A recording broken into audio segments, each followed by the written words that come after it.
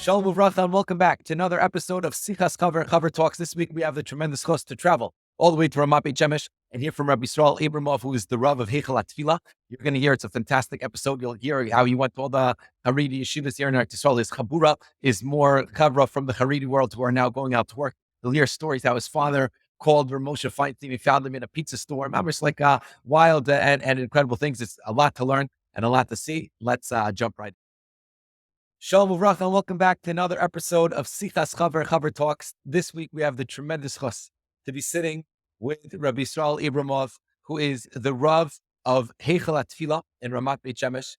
That's where he gives the Semichas Chaver shir. He's also one of the organizers of the virtual Mesorah, which hopefully we'll get to hear a little bit more about. Sounds fascinating. It's like a WhatsApp Shaila situation in Eretz Yisrael mostly, but I guess WhatsApp could be all around the world. And he's also runs the Olami Scholars, where basically he finds and trains amazing young couples and sends them off to different locations throughout the world to be involved in the world of Kiruv. So Mamish, it's a tremendous chos to have the Rav here with us. And we'll jump right in. So the first question I ask Kimat all the Rabbanim is just a little bit about the Rav, your background, your yeshiva, where you got educated, who are you Rabbanim, what's your shalshelis of the Mesorah, of Mesorah's pssak, who do you go to for your psakim? And then second of all, or we can get into that maybe a little bit later, is how Semichas Chaver affected your kehila. And again, with the goal of just for all the listeners to get chizuk, and maybe we can learn something in that aspect as well. Great. First of all, Shalom Ubracha, it's really an honor. It's a big chus to be here. It's a big chus to be part of Semichas Chaver. That's the truth. I think in Eretz Yisrael, my chabur is probably one of the first. That's right, yeah. Right, and Baruch Hashem, it's just an incredible journey. I think it's 6 years, something like that. And it's really, really, really been a huge, tremendous chus to be part of this. I'll tell you even one more before I get into just who I am. The whole kehila that I established, kehila Seichel Tefillah, like you mentioned, actually came about as a result of that shir, the Semichas Chaver shir that we started 6 years ago. From that shir, that weekly shir, and turned into a full-fledged kehila. Over 70 families are involved in the kehila, and it's all. Then that's all goes back to that Semichas Chaver shir that we started. So a lot of years chus. I really that's a big honor. Amazing instruction. Okay, so Yisroel Abramov. I grew up primarily in Eretz Yisrael. I lived in the States for a couple of years as a kid. So I grew up to parents who are Muslim in the world of Jewish family life. My parents are pretty famous for that. Teaching chassan and kala teachers around the world, lectures, books, on Jewish married life, etc. So I grew up, lived in Harno, and I went to yeshiva near Rafal. That's when I started also my yeshiva Gela, and then for 2 years. And then I went to the next 2 years, I learned Padovich in Bnei Brak. Yeah, the real deal. Padovich. Which side of the? No, back then there was no. We still only one. We still one yeshiva, Baruch Hashem. I pride myself that I never involved with machlekes. I had friends from all sides, and Baruch Hashem, I managed to maintain that to Baruch Hashem. But the truth is, my whole yeshiva upbringing, I don't think I've ever opened the Beis Yosef. Mir Rafal and Padovich, top yeshivas. You learn and you steig and you learn the excitation and the learn this and learn that. And really all the yeshiva charade. I thought the Ksais HaChayshin was a sefer that was written just for yeshiva background to be mispalpon, to be really giving geschmack and learning. A couple of years later, when I started learning halacha, I suddenly realized, hey, Ksais HaChayshin is the halachos sefer. Right? It was written as a halachos sefer. So I was like, phenomenal. So I'll get there in a minute. So that Baruch Hashem, never had any shayach halacha really. Shiva, and I got married. I was learning in Kail. I got very involved with community Kail near Ramat Beit Shemesh. A new community then, Ramat Shiloh, Then it was new. Today it's already part of the old Beit Shemesh, but then it was brand new. A lot of people from America and Aliyah came to Eretz Yisrael. So we established a kollel that we would learn with the Baal Batim in the community.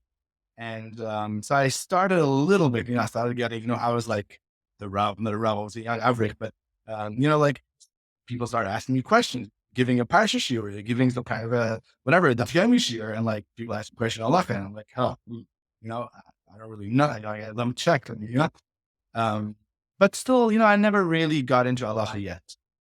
Then a couple of years later, I decided to join a kollel called Darkei Hira. The Darkei Hira in kollel under Mordechai Eliyahu, Zichron Tzadik Livracha. So it's a very big kollel in Yerushalayim and Givat Shaul, and it's a halacha. That was the first for 2 months. I lasted. You're right. It's an amazing place, a really incredible place. So I learned there for many years, but when I just joined, it was really strange for me. Like I remember we started with this Nida. I remember opening the first time this Yosef, like as a learning site. So I'm like, what do you do? Where do you start from? And Baruch Hashem, that it opened up a whole new world for me. Today, I don't think I could learn a piece of Gemara without actually like checking what the Shulchan Aruch says, looking in the space. I don't even understand how we used to learn before. Do you think yeshivas should be learning whatever sugya they're learning? They should make it more halacha l'maisa? Like if you're opening a yeshiva, would you do everything halacha l'maisa? Well, 1,000,000% I would introduce the concept of learning halacha l'maisa in yeshiva, 100%. I'm not arguing that, yeshivas, Baruch Hashem, part of being a yeshiva is developing a person's mind, developing a person's ability to learn. So it has to be geschmack, it has to be with ready, it has to be, Baruch like to feel like they're enjoying it. And sometimes people under the assumption that halacha is dry, halacha is not really geschmack, right? That's part of what we grew up with, is halacha is like dry. When I started learning halacha, but you learn the b'siyosik, you open the Gemaras, you learn the sugyas, the Rishonim, you get involved, you get into it. It's so much more exciting. It's like becomes, wow, the sugya comes to life. And then you bring it down to Lamaisa, Shach, Taz, and they're suddenly like, wow, this is real. It's doesn't just remain pillable. So I definitely, it's another conversation, but I definitely think that should be introduced in a larger way. I definitely think that's definitely something. I think I heard in I think it was when we got the Rabbanut, the certificates from the Rabbanut of Israel. So I think it was Yitzchak Yosef, right? He was the chief rabbi at the time. And I think he mentioned in the name of his father, Ovadia, that a halacha, a kollel that doesn't learn halacha and doesn't do tests is like a basic virus. That's what Ovadia said. Like, you have to have learning with a real goal, with a real toughness, with something that you're testing. You're moving forward, you're getting somewhere. So that's what it did for me. And Baruch Hashem, Mamash changed my life. Learning a lot of Mamash changed my life. And so I was there for about 9 years. And I did all the tests in the Rabbanut. Sometimes people who don't know testing the Rabbanut sound like, yeah, that's probably an easy test. That's not an easy test. Guys, you got to know like every research is like cold. Yeah, they say it's one of the hardest smichas in the world, the Rabbanut. Yeah. It really is hard. It really is hard. But also the environment. I think when you have a kollel that you're living and breathing halacha, and you have the kollel to bring like a guy to show, whether it was Maris or whether it was like Shofar or Abramov or whatever it is, you live it, you feel it. In other words, take the guys to a shkita, take the guys to, you really get to live. Like I said before, I started learning Fashion Mishpat, and suddenly I was introduced to the Ktais and another whole. Yeah. I mentioned, the Ktais is halachos. It was actually written halachos. It just changed my whole. So Baruch Hashem, I've done that for many years. But there's something that I think it's maybe in particular in the Litvish world, we're very afraid of pssak. we're afraid of giving an answer. Someone asks you a question, like, I don't know, just watching like this, and like this. And to actually give a pssak, it's, I think it comes easier, like, especially with Spartan, they're much more, they're brave. They know how to give a pssak. I think the way we learned in the literature world is a little more afraid of pssak. So that's obviously, you come out of, you learn halacha for 9-10 years, but like, you're still afraid of actually giving a pssak, asking. You're always like, but Baruch Hashem, that's when I was introduced to this Yisroel, which is phenomenal thing. Basically, it's a young Rav from Pentateuch. Mesorah? So this is the virtual Mesorah that there. Yeah. What is that? What is the virtual Mesorah? How does that work? So basically, it was established by a young Rav from, he has a Rav, he's a Rav of Kilei Pentateuch at Kol, and he had this dream of making halacha relevant and accessible to Hamoed Ha'am. Now, obviously, it's not a replacement to a Rav. Obviously, the best way to get pssak, to get answers to shilas is having a Rav. Problem is, especially in Eretz Yisrael, but I believe it's all over the world, not everyone find their Rav, or not everyone have an easy, accessible Rav. They can just ask whenever, whatever. And sometimes people they stop asking. So he had this vision of creating a Beis Hira, which is not not just a group, but it's like a personalized type of virtual Beis Hira. So the way it works, it's fascinating. He developed this bot within WhatsApp. He had the whole team of software engineers working on it. But he developed this basically, you send a shayla, you send a shayla to a number, private number. And that shayla is taken and it's put onto a group of Rabbanim. There's a WhatsApp group with about 15 Rabbanim. There's a whole system of who answers when, but basically we get the shayla on the group. We don't know who's asking. We just get a number 520. He's asking the question. The available Rav at the time sends the answer. The answer gets sent to him directly as a personal message. And basically, there's somewhat of a personal touch. Obviously, he doesn't really get to know the Rav, but he gets some kind of a personal touch, and he gets an answer immediately within 2-3 minutes. I think to this day, this opened about, I would say, maybe 3-4 years ago, right? He started this. I think today in Eretz Yisrael, he has over 45,000 individual people asking Chaver. Wow. It sounds like Hatzalah for halacha. It's like with that, wow. You get that, you get your answer at the door. I think Eli Biros used to say his thing is like within 90 seconds, there'll be someone there. So this is Hatzalah in I guess in Ruchnis. What are some interesting shilas that you find? There's shilas from, well, obviously, before I get to that, there's some shilas that you can answer without knowing the person asking. And being Rav, and the more you get involved with pssak, there's some shilas that you really have to know the person asking. And sometimes a question you'll ask will determine, someone says, how do I machshir a pot? Question is, why do you need to machshir a pot? Not how do you. First of all, maybe the pot doesn't even need cash, right? So it's kind of learning that to understand who the question is coming from a little. But then when it gets to more personal things, especially in Childless and Hills Need, obviously we don't answer Maras or blood and stuff like that. But even when it gets to more personal things, what we do is the Rav answering would send his number and say, please call me. So then it also suddenly creates connection, a real connection. I've gotten countless number of people calling me and asking personal questions. Suddenly these people become people that just ask regularly. Suddenly they have a Rav that's accessible. They never used to ask shilas, but shilas that are like Yisroel D'Oraisa. I'm talking about Chumrism and Agri. People that before they started asking these questions, I'm assuming they didn't ask, they were over in the Yisroel D'Oraisa. I mean, it's really, like you said, Hatzalah. I actually like that. That's really Hatzalah. So these are the most interesting questions. If you had like questions about, trying to think of, let me do it right now on the spot. I'm going to open them on the spot. Right. I'll read you. I love this. Right. Do it on the spot. Let's do it. Okay. A question. Shall I read it on Hebrew or should I? Yeah, okay. More or less. Okay, I'll translate it. Okay, so the person's asking, I have 2 rooms that there's another entrance to a, well, it's complicated, but that's a bit complicated. Let's go on to the next one here. My wife is ironing clothing for other people. She works as an ironing lady for other people. Someone who needs to leave and to fly out in the morning. Right? So she's asking from when, meaning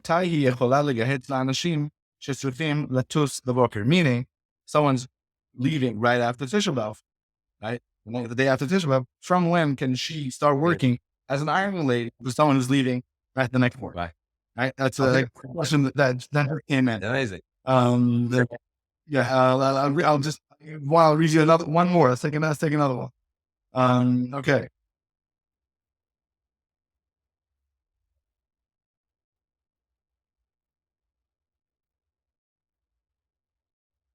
This is just a random question. What bracha do you make on a baby girl? What bracha do both parents? When do you make the bracha? You make Atov V'Ametiv. People can always, when we did the sugya in Semichas Chaver of Atov V'Ametiv, so we brought out, at one of the siyumim, we did when people did local siyumim, so I made sure that we'll have Atov V'Ametiv on one of the wines, right? You have to bring in, the second one. It has to be a white wine, and the Chaver didn't know, and they're guests, and we did all thing. And then I told Chaver, I said, Chaver, everyone here had a boy. So, half the place where he's at, I said, did you guys make Atov V'Ametiv? So what are you talking about? I was like, you have to make Atov V'Ametiv also on when you have a baby boy. So I said, at least now we'll be Yaitse with the Atov V'Ametiv now. And, or a new house, a new car, I think you say, right? Anytime you're going to affect someone else. So then we say, then we make Atov V'Ametiv. Amazing. Fascinating. So what about the Rav's Semichas Chaver? What could the Rav tell us about the Semichas Chaver in your community? What has it done? Any interesting stories that would be inspiring for people to be like, oh wow, that's amazing. Okay, so I'll go back 6 years, and I started this year, Baruch Hashem, a huge turnout. Started with 30 people that wanted to join and really start learning halacha.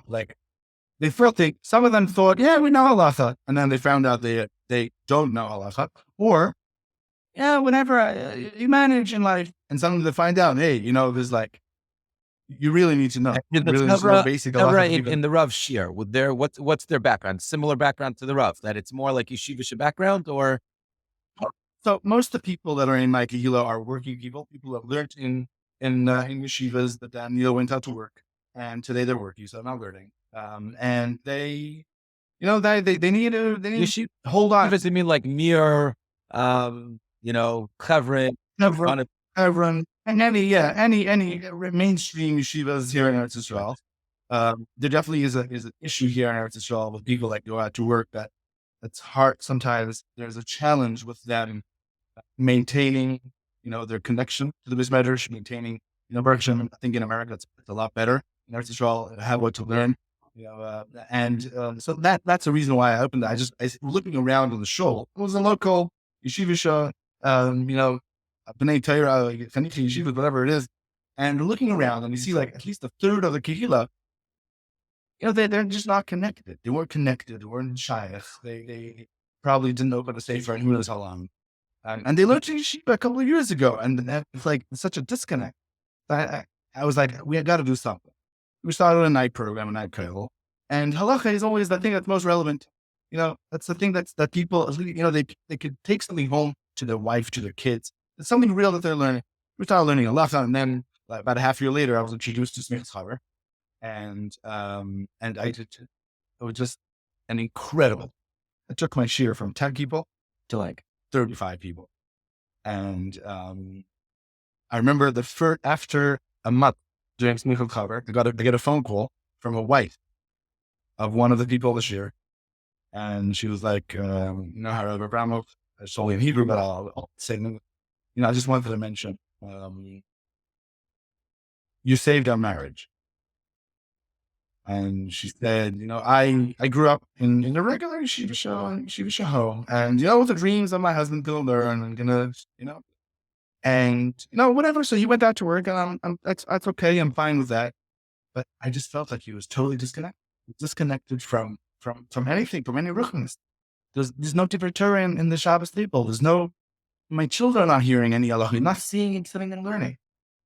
And suddenly, after a month of going to the shir, he comes home, Shabbos table, he talks about what we learned. We're learning, I think it was Tchilas Kelim, right? And he suddenly teaches me halachas, and he knows what to answer, he knows what to ask. The kids are hearing it. He's learning, and learning, doing chazara for the test. He's learning at home. He sits at home, he opens up, a sefer, and he's learning. So it saved our marriage. Mama saved our marriage. I just remember that so amazing. And that gives me, such a chiddush to continue. And to anyone, it's an amazing thing. Just this past week, I had a guy who come with his son. His son said, his son's going to be bar mitzvah next week. And he came to the shir. After the shir, learning about chazimim, right? After the shir, he's like, I can't believe what I used to do before the Semichas Chaver shir. Like, there's so much that I learned. There's so much that I got. Like, where was I before? What I used to do? What halachos did I keep? So just to hear these things, you see, it really has an effect. You have a systematic way of learning, and with the test is a phenomenal concept, right? The test, the people are afraid of tests, right? We don't like tests. So actually, we did the tests of the Rabbeim, right? So today a test is like a joke compared to tests that you do in the Rabbeim, but people are afraid of tests, don't like tests. And I got people that are like the furthest thing away from taking a test in halacha, to do the test, to sit and sweat, to do it, to learn. They were so proud they get that certificate, which is like a silly thing. This is someone that he has a law degree or is an accountant, right? He did a lot of different types of degree, and this the certificate of a chaver, and he's so proud, and he's taking pictures and he's putting it up and he's sending it to here, sending it to there. Oh, this kid, it really changed. It really, really changed. So like I said before, the Semichas Chaver, that little Semichas Chaver shir that we started 6 years ago, was definitely the founding grounds for a kehillah today, for a huge kehillah, Baruch Hashem, that's 70 families, and it all started from there. So I personally have tremendous regards to you. No, Yisroel, you're amazing. It's all you. You should know in Eretz Yisrael. So in America, there's like a lot of kehillas. So you bring Semichas Chaver to kehillah, then the Rabbanim teach it. In Eretz Yisrael, there aren't so many kehillas that are around. But when Semichas Chaver started, there's a few other locations that it created. The Semichas Chaver created a kehillah. There was a shir, and guys were getting together every week, and they were learning, and they were steiging, and coming together. And then you have you got this, and you have it for rain, and then you go away. The shul. Let's just make it into a community, and then it grows. And when you have a community that's like the foundation is Torah, so then Shamayim Imagul. It's really an amazing thing. So let's transition a little bit into the halachos that we're doing this month. So I asked all the Rabbanim, what was your custom, and what have you seen in your yeshivas from your Rabbanim with regards to Ma'amar Choyim? Was Ma'amar Choyim something that was done all the time, or is it like not type of thing? Okay, so I grew up, my father always did Ma'amar Choyim, right? So as a kid, you do Ma'amar Choyim now. You didn't really understand. I didn't really understand why. It's a thing you do. It's like a custom you do. Even during the, I remember. What was it? Yeah, my father always did Ma'amar Choyim. Now I was under the assumption that, okay, it's a hanhaga. It's great. Wow, my father's not like that. Right? Me personally, during the week, you're eating a sandwich, you're listening to that, so you go to Ma'amar Choyim. You forget, I think that it's a Shabbos meal type of thing. You bring it out in a nice silver dish. It's like, wow, is that you do Ma'amar Choyim? I remember when this was before I was like really involved. I was just married, and I was running a Kirov's program in Herzliya. I used to go there for Shabbosim. My wife and one baby. This is going back probably like 15 years ago. And we went there. So it was like a nice Shabbaton, a whole group of like 40, 50, young professionals living in Herzliya. And they're, want to learn a little bit more about Yiddishkeit, experiencing a Shabbos. And so, busy giving like a different Torah and parasha, whatever it is. The end of the meal, so this one lady like perks up and she says, I have Ishti halacha, and you dat halacha. I was like, great. Wow, you know halacha. It's amazing. What halacha do you know? I thought it was bench, whatever. It says, Yesh halacha shemayim achronim chova. Right? Mayim achronim is a chayv. I was like, wow, that's amazing. Why do you know that? Right? Like, what? whatever. And then she heard it somewhere from some Rebbitzin, Mayim Afronim Chova. Great. And that got me thinking personally, like, I'm hearing from this, not from secular lady Herzliya, from Mayim Afronim Chova, right? Chayva means you really have to do it. So I remember then, like, just looking it up a little more, like a little bit deeper, like, chayva, what does it mean chayva? And you learn the sugya, and it's a really chayva. You really have to do it. I remember from then I started to be makbid on my friend wherever I eat. I always do. I always find my friend. I was like, it's funny because on the other hand, my wife, she comes from her grandfather is Yak. Oh, forget it. So the Yakim, it's a whole different story, right? So he was a very, Hirsch, that's his name, right? Mr. Hirsch, Eli Hirsch, and a very proud guy. But a fascinating thing. So he was, very proud of his Yakishim and how do you Yakishim roots. And he never did Mayim Afraid and the Yakim Fi don't do Mayim Afraid. But then he had a Chaver, so he learned to the Chaver. So he learned Mishnah Berurah, and he learned the Sugya. And it came out that, you're going to do Mayim Afraid. And he just started doing Mayim Afraid. Like from that day, he was like, he's probably like, I don't know, 70 years old. And he decided from that day, he's doing Mayim Afraid. He learned the Sugya, and he decided, okay, that's what I'm doing. That's the right thing. It was like fascinating. I mean, I think that's like a big plus in general to Semichas Chaver. It's what you were mentioning before. So a lot of times people go, even in the yeshivas, and they learn and they don't have a taste in the yeshivas, but then they come and they don't know like the basic alibis of halacha. But then once you learn it, you're like, wow, now I feel like I'm living Yiddishkeit. I'm not like, watching it from the outside, but I'm amish, it's part of me. Let me ask the Rav another question. What? But I'll just add my machreinim.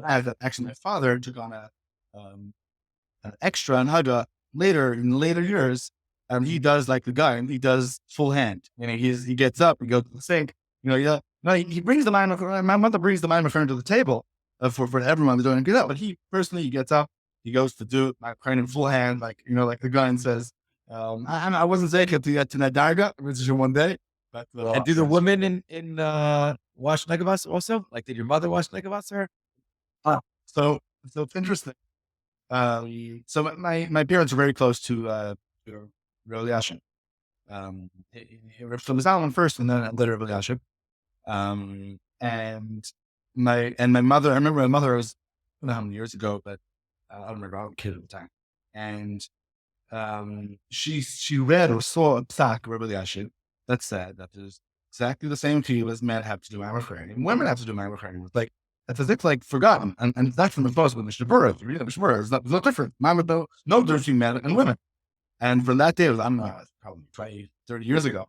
And she every meal she goes to that man prayer. So yeah, amazing.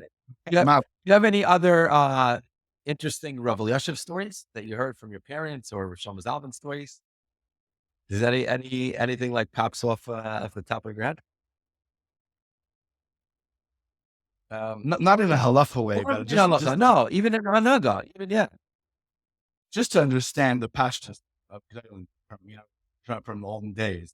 So my mother used to go to him like on a daily basis. She wrote all the Torah about the Hilchos and Chinuch, and he was basically like the person who she wrote the Torah with. He all the halachos were under him, and he was like the pssak. After he was nifter, so what's the sefer called? So there's a whole series of Sfarim. It's an organization called Jewish Marriage Education. And there's a series of Sfarim, 2 halves of the secret of Jewish femininity, our family, our strength. It's like a series of Sfarim on the whole Jewish married life, from being a kala all the way to being a grandparent, like, all the way. So my sister, I'm one of the youngest in the family, so my sister, she's a lot older than me. And she once told me she remembers answering the phone, and she answered the phone, and the second Shalatima. So if Shala showed me with the bed, so Shlam is on with the bed. At first, she didn't even catch Shlam is on, what's Shlam is on, and like she like froze. Shlam is on her, right? He's on the phone with her, and he's asking to speak. It's like the passionate, just the passionate simplicity of placing Shlam is on. Wow. That's really sick. Amazing, yeah. Okay, back to so, a similar story. By the way, I've also had in my house when we were living in America. So Shlomo Zalman also called a few times, and he would always answer the phone. And he would always it's Shlomo Zalman, and we'd be like, "Abba, it's just a Shlomo Zalman if I'm the phone." He'd be like, "No, no, no, it's Shlomo Zalman." Like, right? That's really cool. And, so we would. There's another story I was not mentioning. I just reminded. This is story with Moshe. So my father was very much involved with Kiruv and Chinuch and many different initiatives. And he had very serious shaila. He was running our Semichas here in Yerushalayim. That's a very serious shaila. It was a shaila of the gayrus. It was like a gayrus wasn't good. It was like a married kayan. It was a very complicated, complex shaila. I don't remember exactly the shaila. I wanted to get Ramesh, so we called the house and no cell phones back in the day. And how do you get hold of trying to get hold of this person, that person? Eventually, it turns out that Ramesh was in a pizza store. He was meeting with a person, and he sitting in a pizza store, in Manhattan, sitting in a pizza store with this person. My father got a hold of the store, of the pizza store, and asked, he didn't know how to call him. Like, there's a big rabbi there. And wow, there's no rabbis. And the good guy answered the phone. He's like, "Is there a rabbi here?" No answer. But he told him his name is Rav Moshe Feinstein. Is there a Moshe Feinstein here? Like, this is the guy that's calling on the call. And Moshe gets up the phone and says, "Yeah, Moshe speaking. How can I help? Moshe Feinstein, go to the door." Phenomenal. Amazing. I don't remember what the casual channel was, but this is that story. Right. Sticks. Amazing. It's amazing how Dolim are always at the service of Am Yisrael.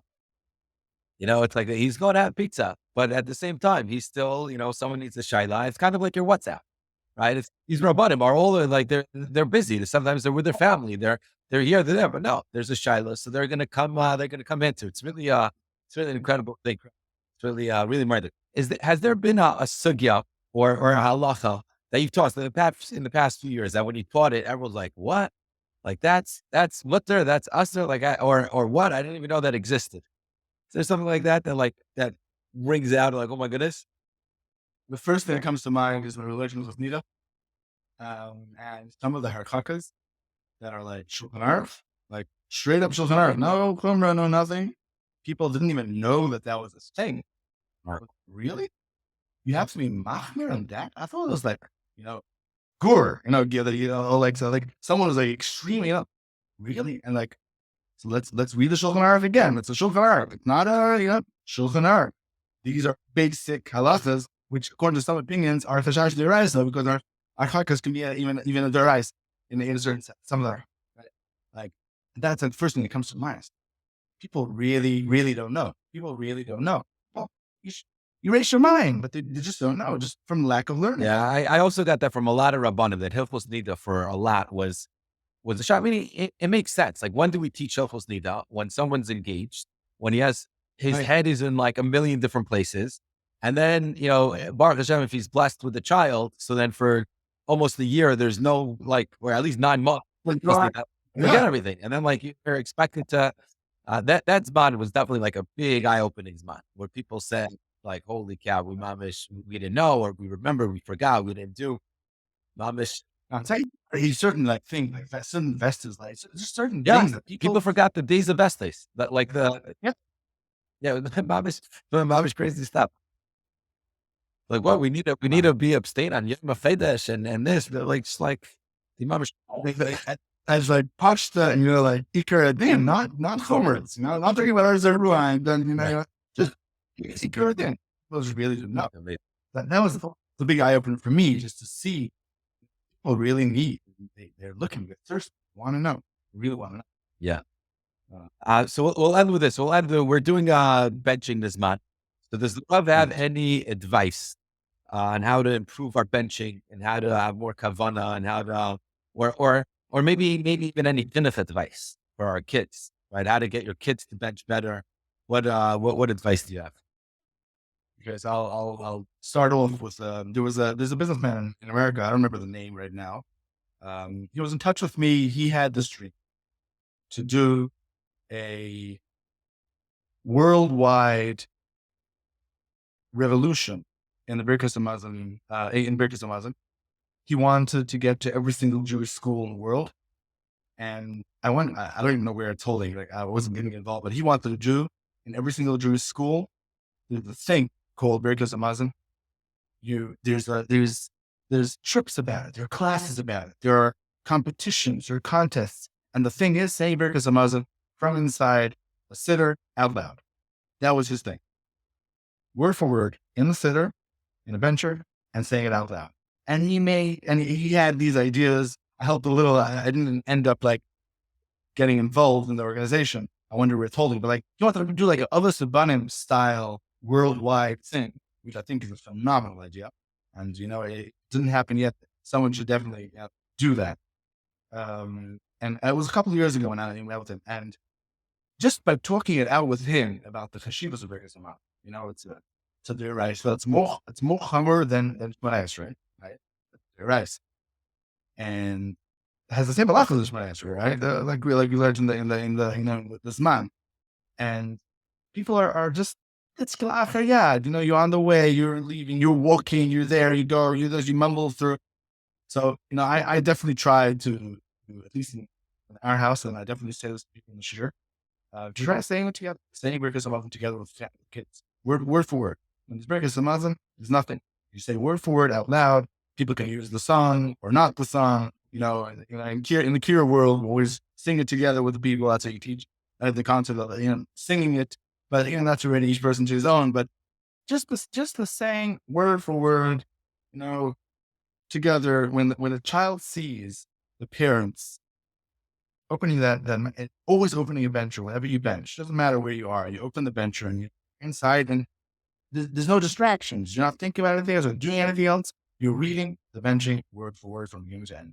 I think it gives a tremendous chizuk to kids, and it really can turn around the household. So that's just like my personal thing that I try to do, and I suggest to anyone.